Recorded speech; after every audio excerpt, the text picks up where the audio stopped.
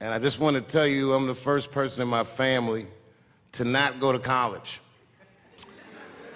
And as the president has told you, I've done outstanding in spite of that.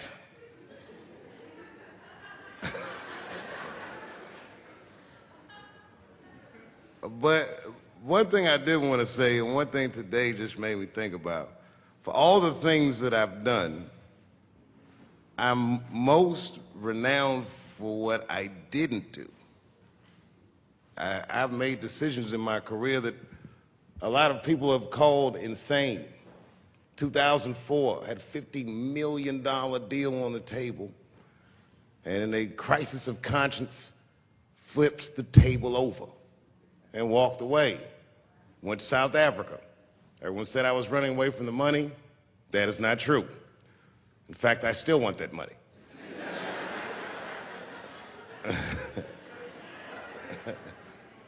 The idea that I wanted to just share with you guys is the idea that sometimes you do what you think is best, whether anybody understands it or not. I heard a story about my father where someone told me he used to do statistics for a company in D.C. The company he did statistics for started doing business with the South African government, so he quit his job. It's caused a lot of problems between him and his wife. It's hard for a man when he can't provide for his family the way he wants to, and he suffered through it. And a generation later, when I had my crisis of conscience, I was able to go to a free South Africa and get away from the heat. This idea that what you do in your lifetime informs the generations that comes after you is something I keep thinking about, something that is so much bigger than just ourselves. And today I'm standing in front of you guys, and I know you guys are like, oh, I know you're bored.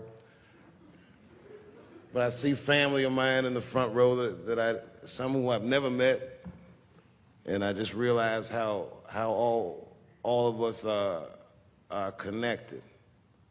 That my great-grandfather built something more substantial than buildings. He built a community, and he built, more importantly than a community, he built a way.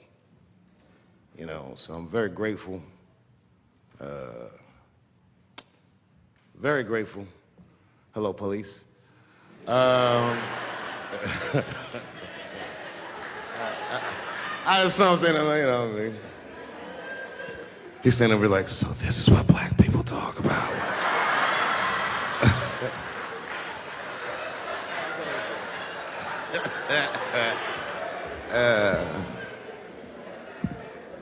I just want you guys to remember, you know, that right now there's this thing where ethics aren't what they used to be. This idea that people are trying to replace the ideas of good and bad with better or worse.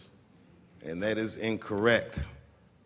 You got to keep your ethics intact because good and bad is a compass that helps you find the way. And a person that only does what's better or worse is the easiest type of person to control. They are a mouse in a maze that just finds the cheese. But the one who knows about good and bad will realize that he's in a maze. So, that being said, I just hope that all of you guys transcend whatever you see as your obstacles and that you live outstanding lives and that you stay connected to your communities because you have so much power there, and that you grow your communities and you diversify your communities, and that you don't let anybody tell you you can't or to be afraid. It's okay to be afraid because you can't be brave or courageous without fear. The idea of being courageous is that even though you're scared, you just do the right thing anyway. So in 2004, I walked away from $50 million, and in November, I made a deal for $60 million. So,